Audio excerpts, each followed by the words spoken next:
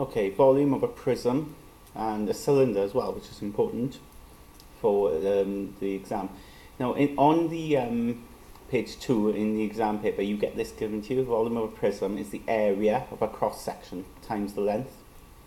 Okay, what we've got to remember about a prism is that it's got the same cross section all the way through. Okay, so if you think of a Toblerone chocolate bar, okay, it's got a triangle, isn't it, at the end, and that triangle is the same all the way through. In this case here, the one they give you in the exam, that cross section is the same the way through that. So once you've got the area of this, times it by the length, and then you've got your volume. Okay, now the same sort of thing is going on here with this question, right? It says calculate the volume of a triangular prism, giving you answer in centimetre cubed.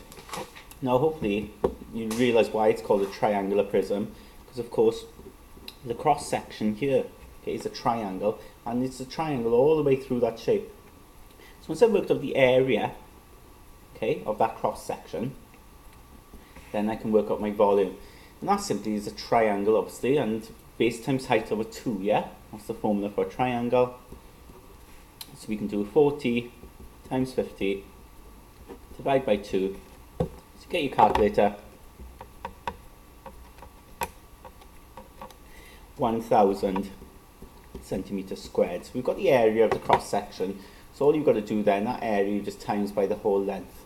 Okay? But be careful with the detail in some of these questions, because they want it in centimetres cubed, obviously, and we've just worked out that in centimetres squared. But notice there, be careful of that, right? Metres, they're given that length. Of course, 1 metre is 100 centimetres. Okay?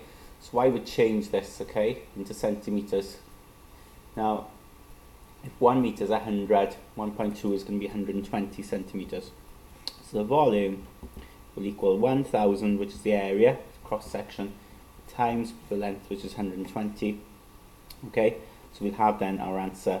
You can use a calculator, or you've got 4 zeros there, and because 12 times 1 is 12, and you've got 4 zeros, 120,000 centimetre cubed, of course. Okay. Number 2, you could get a question like this as well, where they actually give you the area. Okay, they give it to you already. The area of this sort of pentagon sort of shape. Again, watch out for that. Okay, 160 centimeters, of course. So the volume would be that area times 160. Okay, so you can use a calculator, and you get out 400 centimeter cubed. Okay, and that's it. Question answered. Question 3, we've got here a cylinder. Okay, it says a hollow cylinder is made with an internal radius of 4 centimeters and an internal height of 10. Okay, so that's your cylinder, like a tube shape, yeah? Like a can of baked beans, okay? And that's what a cylinder shape is, obviously. And it says here, Karen says this cylinder holds approximately 5 litres of liquid. By estimating pi as 3, show whether Karen is correct or not. You must show your work and give a reason for your answer. Now, of course, 5 litres, we've seen in another video that 1 litre is equal to 1,000 centimetre cubed. Okay, it's important to remember that for the exam, but also if you just write it down, you're likely to get a mark. Okay, so you get a mark possibly just for writing that down.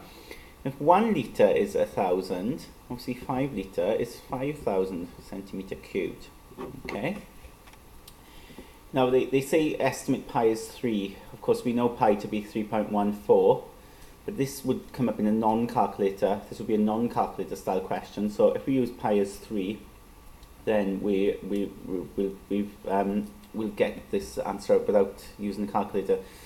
The formula for a cylinder, okay, which you need to remember, is pi r squared times height. Okay, pi r squared height. That should make a lot of sense to you. Okay, because a cylinder we can think of as like a prism where it's got a circle all the way through. Okay, so if we actually worked out the area of that circle, okay, then we could times it then by the length of it. Okay, that's a prism, isn't it? You know, the area of the cross section times the length. Now the area of a cross section here, because it's a circle, of course you've got pi r squared. Yeah? That's the area of a circle. Times by the length, well of course length there, we call the height, don't we? We call it the height because the cylinder is usually upright like that. So that's why we've got pi r squared h, okay? So in this case, pi is going to be 3 times then radius squared. Well, the radius is 4, so that'll be 4 squared, times then the height, which is 10. So if I work that out, 3 times 16 times 10, I'm going to take my time because it's non-calculator. 3 times 16 is 48. Okay, so step by step, 3 times 16 is 48, times 10 is 480 centimetre cubed. Okay, so that's the volume. Now let's see what Carwin actually said. What did he say? It holds approximately 5 litres of water, of liquid. Well, he's wrong, isn't he? Okay, he must be thinking that, maybe he's thinking that a litre is 100 centimetre cubed, so then he's thinking that way, so it's almost 500, so to speak, so almost 5 litres. But he's wrong, isn't he? He's wrong. Okay, so we can say Carwin is way off, right? He's wrong. Carwin is wrong. Okay, he's wrong because 5 litres, and you need to state this in the exam, right? 5 litres is 5,000 centimetre cubed.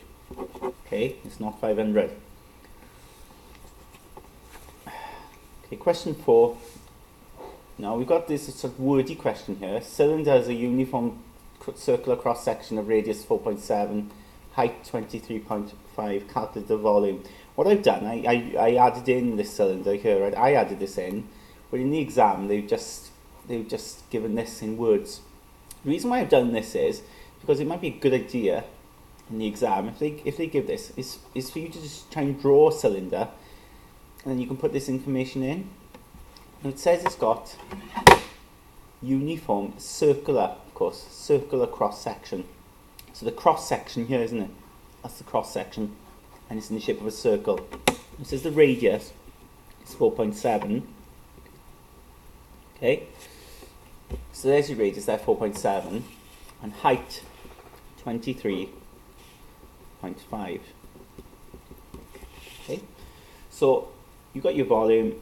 Remember now, the area of the cross section is pi r squared times then the height. So that gives you the formula. So try and remember this, right, for the exam.